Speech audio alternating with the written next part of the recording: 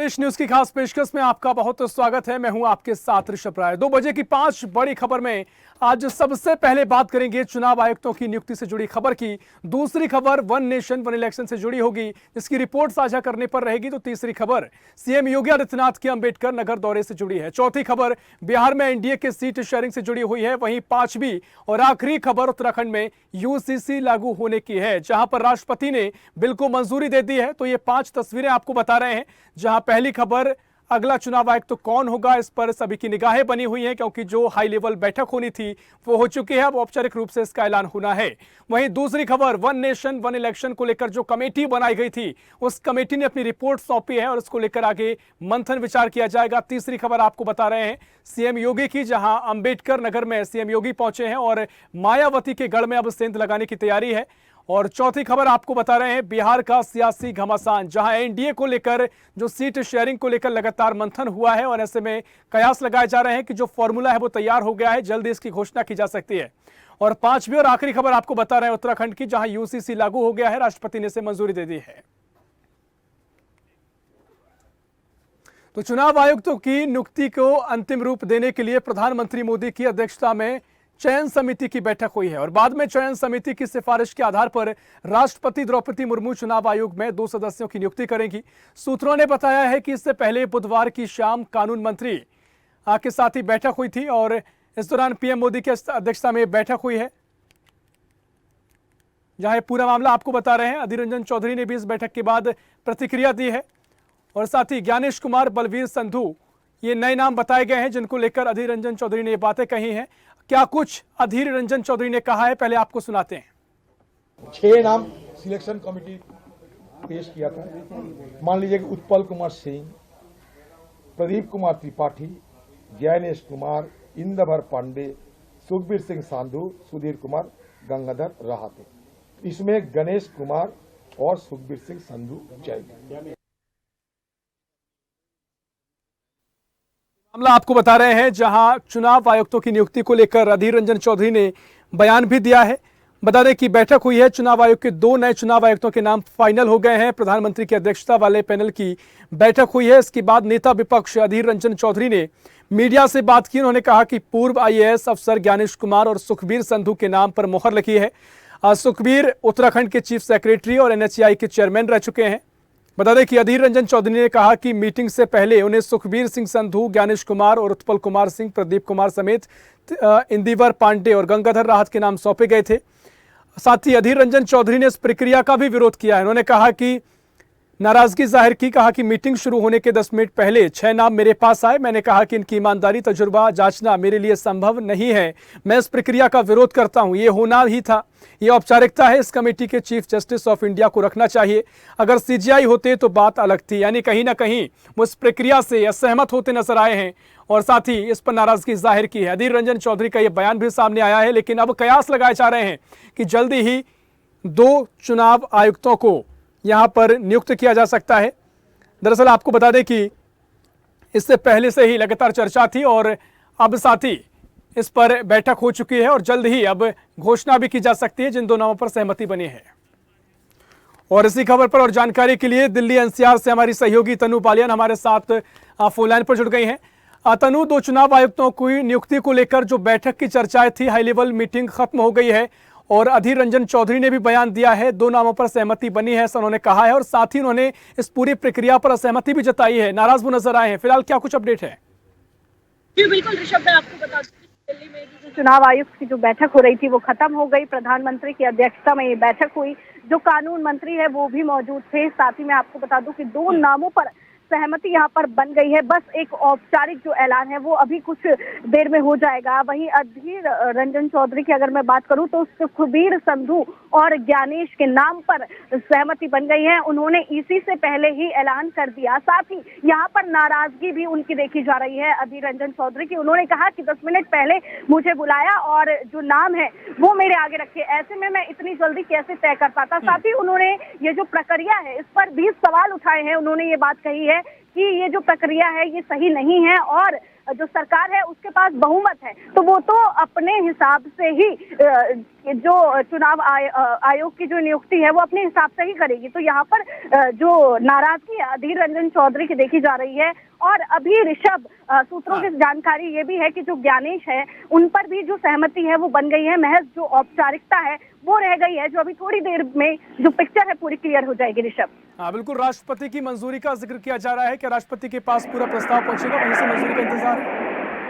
जी जी बिल्कुल ऋषभ, मैं आपको बता दूं कि राष्ट्रपति की मंजूरी का यहाँ पर इंतजार हो रहा है और थोड़ी बहुत देर में उनके पास प्रस्ताव पहुंचेगा और उसके बाद ये डिक्लेरेशन हो जाएगी और उनके नाम पर मोहर लग जाएगी। जैसे कि अधीर रंजन चौधरी ने भी जिक्र किया कि जो ज्ञानेश है और जो साथ ही मैं आपको बता दूं कि जो सुखबीर संधू है, ये दो नाम, इनके नाम पर मोहर लगनी बिल्कुल तय है और कुछ ही देर में ऐलान इसका औपचारिकता के रूप में हो जाएगा, जैसे ही द्रौपदी मुर्मू इस पर मोहर लगाएंगी। बिल्कुल तनु, जिस तरीके से अधीर रंजन चौधरी का बयान है, क्या ये माना जा सकता है कि अब ये मामला आगे तूल पकड़ सकता है, क्योंकि साफ तौर पर वो इससे नाराज नजर आए, उन्होंने कहा कि इस पूरी प्रक्रिया से मैं सहमत हूँ।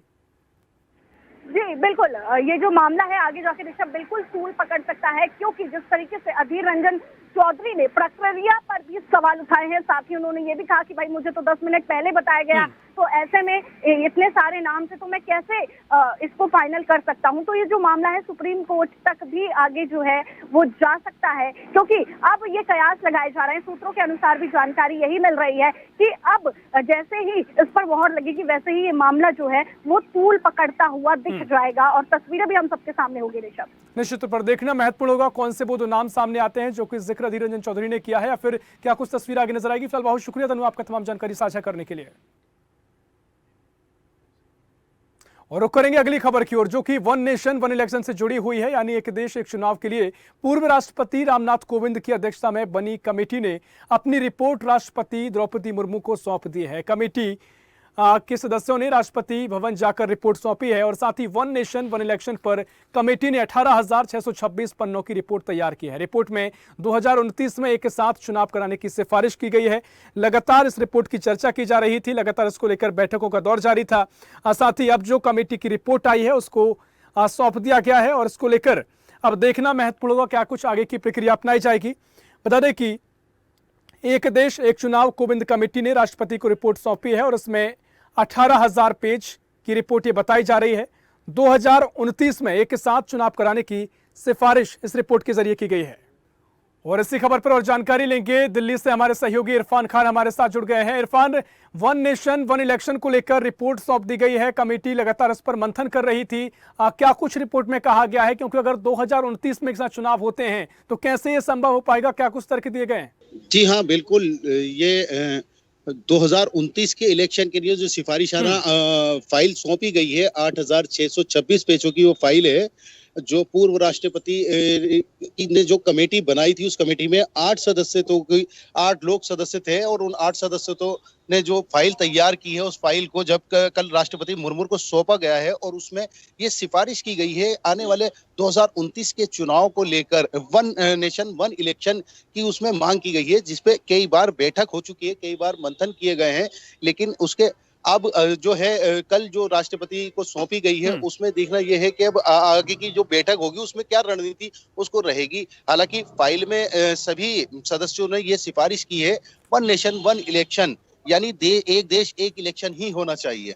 जी इरफान, बहुत शुक्रिया आपका तमाम जानकारी साझा करने के लिए। तो देखिए, जिस तरीके से वन नेशन वन इलेक्शन को लेकर लगातार मंथन किया जा रहा था, उसकी अब जो रिपोर्ट है वो सौंप दी गई है और साथ ही इस रिपोर्ट के जरिए कहा गया है कि 2029 तक एक साथ चुनाव हो, इसकी सिफारिश इस रिपोर्ट में की गई है। और रुक करेंगे अगली खबर की ओर, जहां लोकसभा चुनाव 2024 की तारीखों का ऐलान होने वाला है। इससे पहले ही भारतीय जनता पार्टी जीत की हैट्रिक लगाने की तैयारी में जुटी हुई है। बता दें कि इसी क्रम में मायावती के गढ़ में मुख्यमंत्री योगी आदित्यनाथ पहुंचे हैं और साथ ही जनपद अंबेडकर नगर में 2,122 करोड़ की विभिन्न परियोजनाओं के लोकार्पण, शिलान्यास और 2 निजी औद्योगिक विकास परियोजनाओं के शुभारंभ किया गया है। इस दौरान उन्होंने पिछली सरकारों पर भी जमकर तंज कसा है। उन्होंने कहा कि पिछले 10 वर्ष में एक बदलते भारत को देखा गया है और प्रधानमंत्री मोदी के कार्यकाल का जिक्र उन्होंने किया है। ये अपडेट आपको दे रहे हैं, जहां मायावती के गढ़ में मुख्यमंत्री योगी आदित्यनाथ नजर आए हैं और साथ ही जीत की हैट्रिक लगाने की तैयारी में यहां पर बीजेपी नजर आ रही है। और इसी खबर पर और जानकारी के लिए लखनऊ से स्टेट हेड वंदना रावत हमारे साथ फोन लाइन पर जुड़ गए हैं। वंदना जी, मुख्यमंत्री योगी आदित्यनाथ अम्बेडकर नगर के दौरे पर हैं और मायावती का गढ़ से कहा जाता है लगभग लोकसभा की तैयारियों में बीजेपी जुटी हुई है। फिलहाल क्या कुछ अपडेट है दौरे को लेकर और साथ ही सियासी समीकरण कितने बदलेंगे, क्या कुछ सियासी हलचल है, क्या कुछ चर्चा है? ऋषभ, क्योंकि लोकसभा चुनाव नजदीक है, इसको लेकर मुख्यमंत्री लगातार दौरे कर रहे हैं। आज उनके 4 जगह दौरे थे। लखनऊ में उन्होंने पहले कार्यक्रम किया, फिर गोंडा गए, फिर अयोध्या में उन्होंने दौरा किया, सौगातें दी। और अब मेन जो मुख्य लोकसभा चुनाव में जो नजर टिकी हुई है वो है अम्बेडकर नगर, क्योंकि वो बसपा का गढ़ रहा है और भारतीय जनता पार्टी वहाँ सेंध मारने का काम कर रही है। और आज योगी आदित्यनाथ ने वहाँ जाकर करीब 2122 करोड़ की योजनाओं का शिलान्यास किया, अवलोकन किया, साथ ही निजी औद्योगिक विकास परियोजनाओं का भी शुभारंभ किया। सीएम योगी आदित्यनाथ ने यहाँ बच्चों को जल अंतराशन कराया, बच्चों से बातचीत की, शिक्षा के बारे में बातचीत की और जो निवेशक है जो वहाँ के उनसे बातचीत की, लाभार्थियों को भी उन्होंने सम्मानित किया। अब बात करते हैं अगर अम्बेडकर नगर जिले की, तो क्योंकि वो मायावती का गढ़ कहा जाता है। 1995 से जो ये है, यहाँ मुख्यमंत्री जब बनी थी सुश्री मायावती, तो वो अम्बेडकर नगर लोकसभा सीट पे ही जीती थी। वो उनका गढ़ वहाँ कहा जाता है। 2014 की बात करें, जब मोदी की लहर आई, उसके बाद वो भाजपा के खाते में चली गई। लेकिन फिर जब 2019 में सपा और बसपा का जब गठबंधन हुआ, तो 2019 में भारतीय जनता पार्टी को एक बार फिर से अम्बेडकर नगर जिले से मार खानी पड़ी, क्योंकि वहाँ पे जो सभी सीटें थी, वहाँ पे 5 विधानसभाएं हैं और 5 विधानसभा पर सपा की जीत हुई।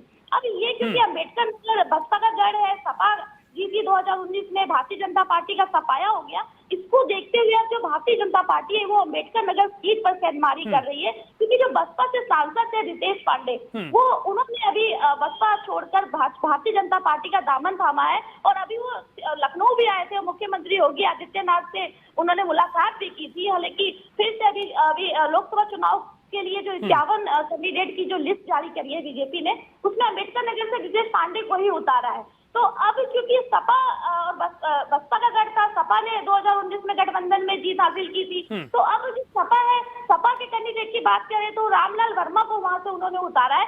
तो इसीलिए भारतीय जनता पार्टी अम्बेडकर नगर सीट पर सेंधमारी करने का काम कर रही है। और आज वहाँ योगी आदित्यनाथ पहुंचे थे, जहाँ उन्होंने करोड़ों रुपए की सौगात भी दी है। जी ऋषभ। निश्चित तौर पर यहाँ पर महत्वपूर्ण दौरा उनका है और ऐसे में निश्चित तौर पर मायावती के गढ़ में सेंधमारी यहाँ से होगी। फिलहाल बहुत शुक्रिया आपका तमाम जानकारी साझा करने के लिए। और रुक करेंगे अगली खबर की ओर, जहां बिहार को लेकर Bharatiya Janata party seat sharing को लेकर लगातार मंथन कर रही थी और ऐसे में अब खबर यह है कि मंथन हो चुका है, जल्दी इसकी घोषणा की जा सकती है। बता दें कि फिलहाल जो लिस्टें जारी की गई हैं उसमें बिहार का नाम नहीं है। वजह साफ है कि बिहार में सीटों को लेकर मामला फंसा हुआ है, जिसका कारण यह है कि अभी तक बंटवारा नहीं हो सका है।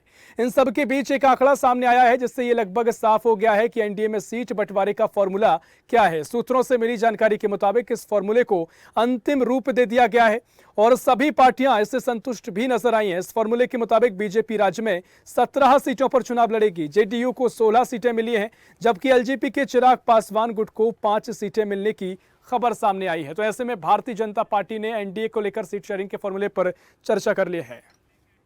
वहीं अब बात 5वीं और आखिरी खबर की, जहां उत्तराखंड में यूसीसी पूर्ण रूप से लागू हो गया है। बता दें कि इससे पहले ही इस प्रस्ताव को मंजूर कर लिया गया था। वहीं राष्ट्रपति की मंजूरी के बाद अब यूसीसी उत्तराखंड में लागू हो गया है और देश का पहला राज्य उत्तराखंड बन गया है। बता दें कि समान नागरिक संहिता पर कानून बन चुका है। देश की आजादी के बाद यूसीसी लागू करने वाला उत्तराखंड पहला राज्य बन गया है। इसके लिए उत्तराखंड सरकार ने समान नागरिक संहिता लागू करने के लिए नियमों उपनियमों को बनाने के लिए 5 सदस्यीय कमेटी का गठन किया है। हालांकि नियमावली बनने के बाद उत्तराखंड सरकार द्वारा इसे पूरे राज्य में लागू कर दिया जाएगा। इसे लेकर सीएम धामी ने प्रदेशवासियों को बधाई दी है। कहा, प्रदेश में सामाजिक समानता की सार्थकता को यूसीसी सिद्ध करेगा। और फिलहाल के लिए 2 बजे की 5 बड़ी खबर में इतना ही। देश प्रदेश की और भी खबरों के लिए देखते रहिए स्वदेश न्यूज, सबसे पहले देश।